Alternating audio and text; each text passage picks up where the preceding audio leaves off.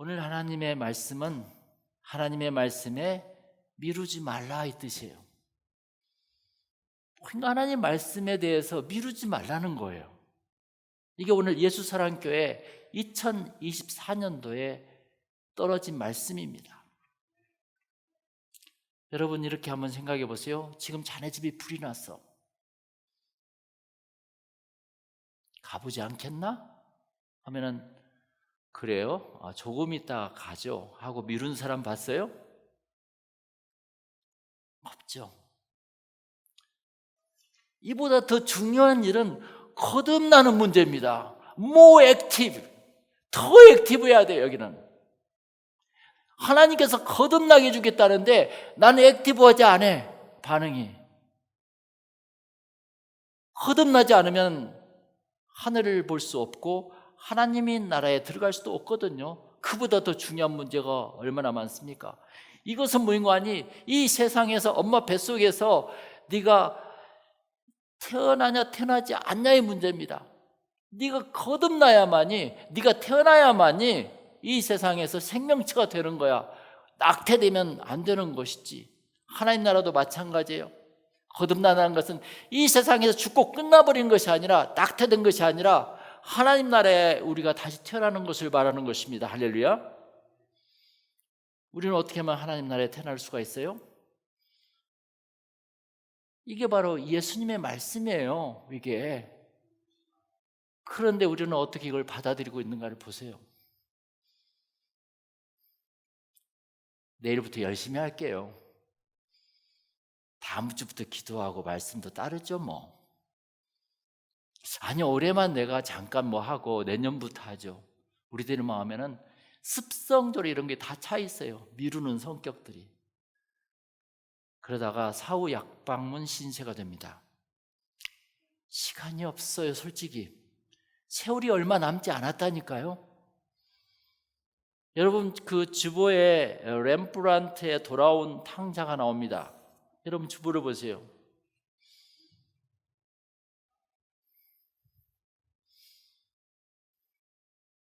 성경에는 그를 보고 측은히겨 이 목덜미를 껴안았다고 합니다.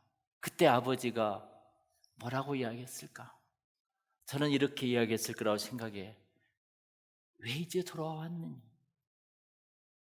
빨리 오지 않고 이렇게 고생했구나. 왜 이제 돌아왔느냐? 그러니까 흑흑 울면서 탕자가 차일피일 미루다가 세월이 다 갔습니다. 저는 사실 이 탕자 이야기를 젊은 청년 때 돌아온 것이 아니라 다 늙어가지고 죽을 무렵에 돌아온 걸로 저는 해석합니다. 탕자가. 여기 그 렘브란트의 그 바로크 시대의 화가 16세기에 네덜란드 유명한 화가예요. 이 화가가 엄청난 바로 영향력을 줬어요.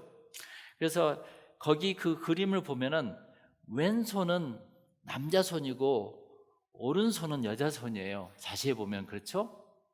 그래서 이 왼손은 남자의 넓은 사랑을 말한 것이고 오른손은 여자의 섬세한 사랑을 말하고 있는 것입니다. 할렐루야. 그래서 렘브란트는 이 그 성화를 많이 그렸어요. 렘브란트의 그 자화상이 참 유명하죠. 예. 어쨌든 간에 이렇게 늙어서 돌아온 탕자. 시간이 없는데 다 늙어서 돌아온 거야. 방탕하다가. 오늘 본문의 누가복음 기자는 3명의 미루는 사람을 기록합니다. 저는 그걸 터머로우맨이라고 이야기할게요. 터머로우맨. 57절에 보세요. 어떤 사람이 어디로 가시든지 나는 따르리이다 그랬어요. 그러니 예수님께서 뭐라고 그랬어요? 58절 읽어볼까요? 다 같이. 예수께서 이르시되 여우도 굴이 있고 공중의 새도 집이 있으되 인자는 머리 둘 곳이 없도다 하시고 했어요. 그러니까 뭐라고 대답했어요? 그 남자가 아무 대답이 없었어요. 인자가 머리 둘 곳이 없다고 하니까 그 사람으로부터는 아무 응답이 없었어요. 그는 주를 위해 희생과 궁핍한 생활을 감당하려 하지 않았다는 것입니다. 아마 제가 오늘 밤에 자고 주님을 내일부터 모실게요, 이렇게 미루고 떠났을 겁니다. 그 사람은 먼저 자신의 편안함이 더 우선적이었습니다. 그 사람이 원하는 신앙은 이 세상에서 편안하고 안락한 것이었어요. 이 터무로움에는 제자가 될 수 없었습니다. 돌아오지 않았어요. 예수님은 두 번째 이 터무로움에게 말씀하십니다. 59절, 나를 따르라 하시니까 그가 뭐라고 이야기했어요? 다 같이 나로 먼저 가서 내 아버지를 장사하게 허락하옵소서 그랬어요. 거기 보니까 영어에서는 Lord, 주여 그래요. 주여, 나로 먼저 가서 내 아버지를 장사하게 허락하옵소서 그래요.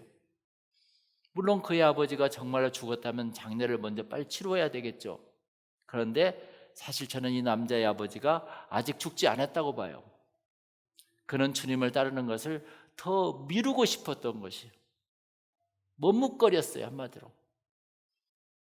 미루다가 죽을 때가 됩니다. 항상 이 탕자처럼 돌아와요. 그때가 탕자처럼 돌아오는 거예요. 거지가 돼가지고, 주님, 제가 주님을 따르겠습니다. 61절에 세 번째 터모로 오면은 61절에 따르겠습니다만은 그래요. 보세요. 우리 61절 한번 읽어볼까요? 또 다른 사람이 이르되 주여 내가 주를 따르겠나이다마는 but 들어요. but 나로 먼저 내 가족을 작별하게 하옵소서. 참 이게 인간이란 거라. 여기서 우리는 또 내가 먼저라는 아주 익숙한 구절을 만나게 됩니다. 우리가 항상 하던 것들이잖아요. 바로 이런 이유로 수많은 신앙인들이 지금도 여전히 죄의 노예가 되고 있다는 것입니다. 여기 보면은 로드, 주여는 무엇이고 보니까 내가 먼저, 이 first가 나오죠. 내가 먼저는 뭐예요? 주여 해놓고 왜 내가 먼저가 또 나오냐고. 주여라면 주님을 따라가야지. 그게 우리 이중적인 신앙관이야. 지금 주여 해놓고 내 뜻대로 살아. 다 교회에서 예배는 드려놓고 가서 또 제사 드려. 주여라고 부르지 말든지 내가 먼저라고 하지 말든지 우리는 하나를 선택해야 합니다. 사실 예수님께서는 그의 가족들을 만나면 그 결정이 바뀌어질 것을 이미 알고 있었어요. 그래서 예수님께서는 어떻게 이야기했는지 아세요? 그렇게 대답하니까 작별하고 오게 하소서. 절대 안 온다는 걸 알거든요. 예수님은. 저도 사람들에게 말씀을 전해봤을 때 무지 그런 걸 많이 겪었어요. 솔직히 가면 안 와. 예수께서 대답했어요. 다 같이 읽어볼까요? 62절. 예수께서 이르시되 손에 쟁기를 잡고 뒤를 돌아보는 자는 하나님 나라에 합당하지 아니하니라 하시니라 그랬어요. 여기서 하나님 나라에 합당하지 아니하시니라. 지난주 말씀과 연결되는 거예요. 지금 너희가 거듭나지 아니하면 하나님의 나라를 볼 수가 없느니라. 쟁기를 잡고 뒤를 돌아보면 반듯하게 그 쟁기가 논이 갈아져요? 논을 갈 수가 없어요. 간다는 게 그라인드가 아니라 플로우. 논을 땅을 팔 수가 없는 거라. 우리는 농사꾼의 아들이기 때문에 그걸 많이 보죠. 쟁기 잡는 것을. 예수님 비유가 확 이해가 와요. 솔직히 쟁기를 잡은 사람은 여기 딱 힘을 줘가지고 딱 가야 돼요. 이렇게 소를 움직이면서. 그래서 뒤를 보고 쟁기를 하면 소가 이리 가겠죠. 그러면 밭이 갈아져요? 갈아질 수가 없는 것이죠. 소돔 성을 빠져나올 때 롯의 처가 뒤를 돌아보다가 소금 기둥이 되었지 않습니까? 항상 사람 뒤를 돌아봐. 안 와. 오늘의 키워드예요. 이번 주 말씀에 손에 쟁기를 잡고 뒤를 돌아보는 자는 하나님의 나라에 합당하지 아니하니라. 할렐루야. 신앙인의 우선순위를 이야기하는 거예요. 신앙은 무엇보다도 예수님이 먼저라는 것입니다. 오늘 세 가지 그 터머로맨을 봤을 때 그리스도께 헌신하는 것이 자신들의 가족과 친척보다 먼저라는 것입니다. 할렐루야. 하나님을 기쁘게 하시는 것이 무엇보다도 우선이라는 것입니다. 율법 중에 어느 계명이 크나이까라고 예수님께 바리새인 중에 한 명이 와서 율법사가 물어봅니다. 그게 마태복음 22장에 나와 있죠. 그러니까 뭐라고 이야기합니까?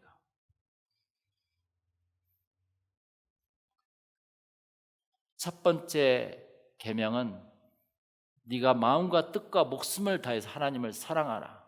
그게 첫 번째 계명이고, 두 번째 계명은 내 이웃을 내 몸과 같이 사랑하라 그랬습니다. 세 번째 계명은 없어요. 그러나 그게 사랑의 순서예요. 그러나 그게 뒤집어지면은 나를 먼저 사랑하고 이웃을 먼저 사랑하고 그 다음에 하나님을 사랑할 수 있는 시간이 있을까? 그게 죄의 순서예요. 죄의 순서. 세 명의 그 터머로맨의 죄성은 내일로 무르는 것이야. 다 자기 먼저 하고. 그래서 첫 번째 사람은 예수님께서 머리 둘 곳이 없다고 하니까 No place to lay my head, 나의 머리를 둘 곳이 없다고 하니까 조용히 사라졌어요. 예수님의 쉼보다도 자기의 쉼이 더 먼저거든요. 고생하지 않겠어요. 나는 미룹니다. 두 번째는 누구였어요? 나로 먼저 장례를 보내게다. 이 베리 장례를 이야기하니까 하나님 아버지에게 육신의 아버지를 맡기지 못하는 거잖아요.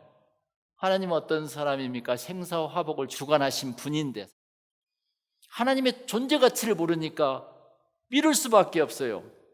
이 미루는 사람들은 뭘 전혀 몰라. 지금 말씀에 대해서 공부를 안 하니까.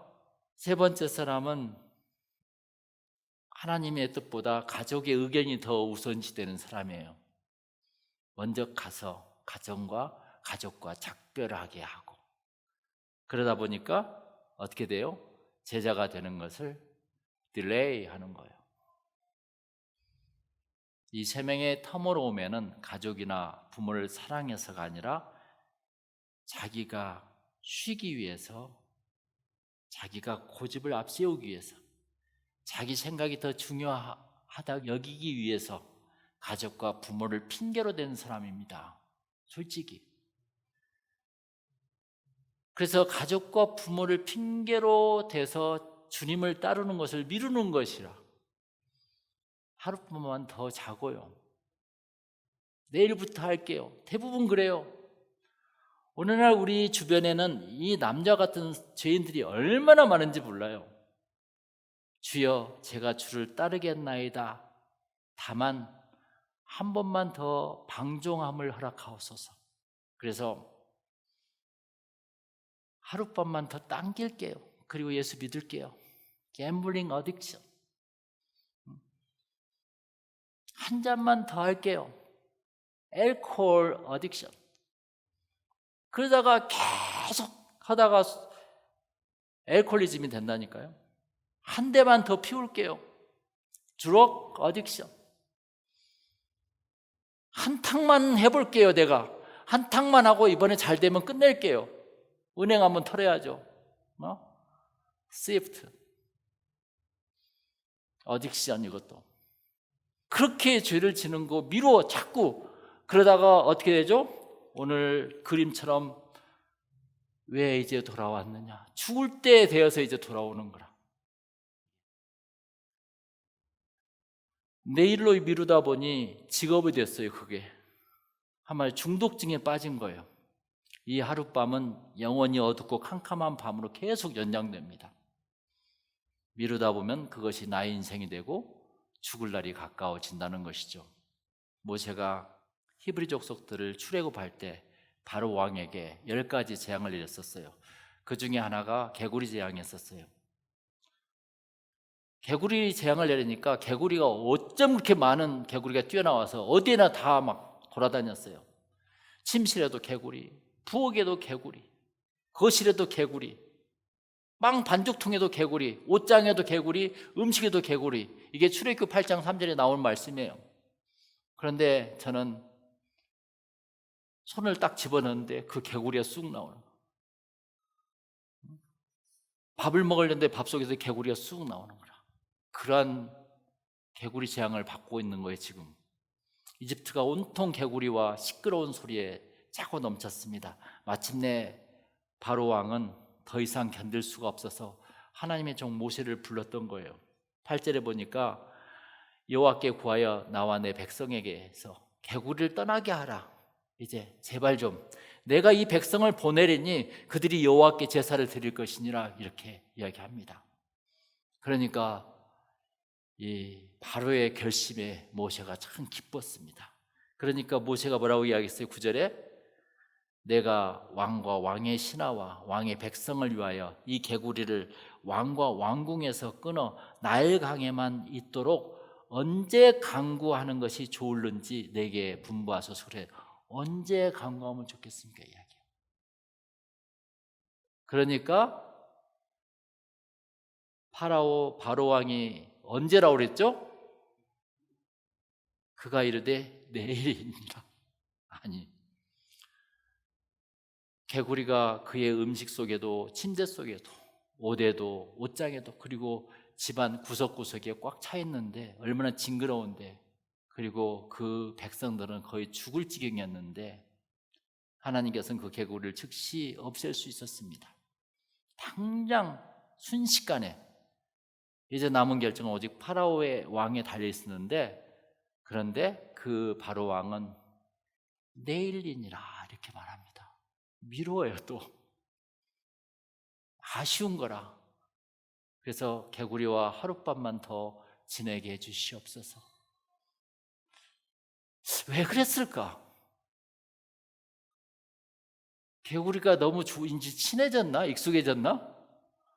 어떻게 그는 그토록 찌긋찌긋한 개구리들과 함께 하룻밤을 더 지내고 싶어 하는 것인지.